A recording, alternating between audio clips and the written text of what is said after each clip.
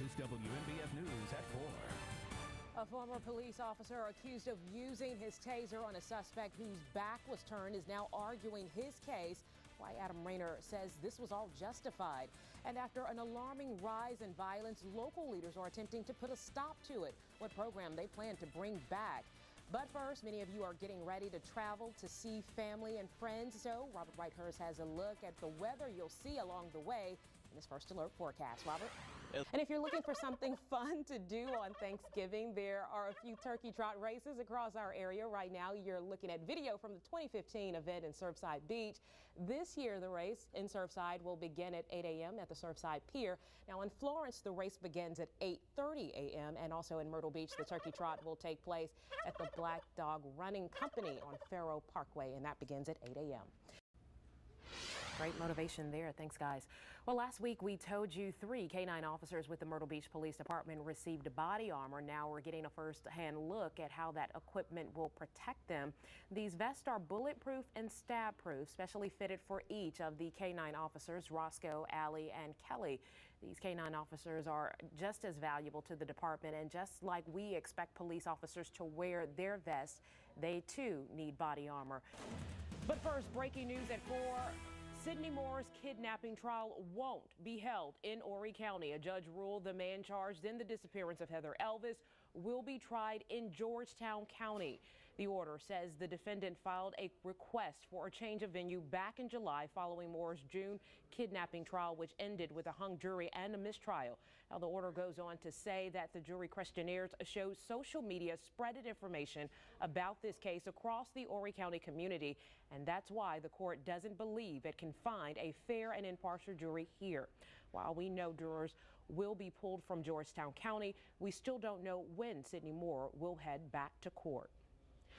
First at 4, we're following up on the issues you reported at the polls yesterday. We heard from a lot of people who said they got stuck in long lines or saw broken voting machines at their precincts. Josh Robinson caught up with the people in charge today to get your questions about those issues answered. Josh? Police officer's murder trial continues as testimony today turned to Walter Scott's autopsy. Scott was shot and killed by Michael Slager, and today a jury heard details on the gunshots that hit Scott. Our very own Ashley Holland is following the trial and joins us now live from Charleston with more. Thanks so much, Jamie. Right now, one person involved in a high-speed chase that ended with a crash on 17 bypass is still on the run. Josh Robinson is live in Myrtle Beach. And Josh, you are at just one of the locations police were called out to today. Thank you, Ruby. November is Pet Diabetes Awareness Month, and it is important to get your pets tested. WMBF News anchor Theo Hayes spoke with a pet expert about how to protect your four-legged companions. And a lot of innovation in tech these days. It is all about what you wear. That's true, and we've seen fitness bracelets, smartwatches, and even LED dresses, but here's something new. A group of MIT researchers are now looking at smart tattoos. Those metallic temporary tattoos are called Duoskin. What do you think? I don't know. It kind of creeps me out. I think the convenience is nice because then you're not fumbling. You can just... No. I have a lot of questions. Is this removable? And I was reading a little bit about this because it was talking about it did not go to market because they was a lot of questions and it was, not a really good product. So it's still a lot of stuff that needs to go into making this. That's true. It might be for another generation, maybe our kids, right? Yeah, but it is something to look at for the future, for sure. Definitely. Absolutely. All right. Well, the presidential campaign is coming close to home where the Democrats will be stomping today. More information about the woman accidentally shot by police during a drill, that and more live local late-breaking headlines up next. 109 degrees in Myrtle Beach as we head towards Florence, Darlington County, Marion County. Not much better, 108. The actual temperature tomorrow, right around 99 degrees. So if you're going to be working outdoors through the next few days, realize that it's going to creep up on you if you're not staying hydrated. This kind of heat, it really kind of works on the body. And it's going to be that way like that through the weekend. No relief. No relief. I'm thinking maybe 5 to 6 days. As we head towards next Monday and Tuesday, it finally starts to come down a bit. I mentioned the rain chances on Sunday obviously, if you can get underneath one of those showers, at least a little bit of relief. So seeing some improvements, just going to take a few days. Yeah, when you hear 109, you kind of miss those afternoon thunderstorms. Yeah, normally I like the sunny skies. I think we could use a little rain. All right, thanks so much, Robert. News.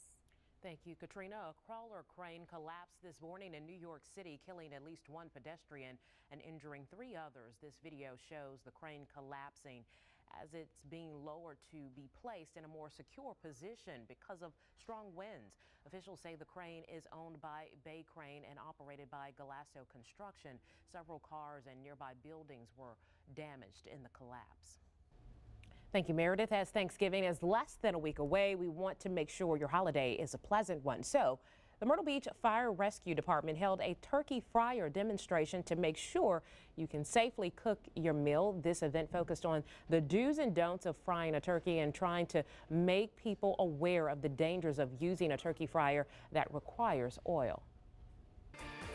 First and high definition. Live, local, late breaking.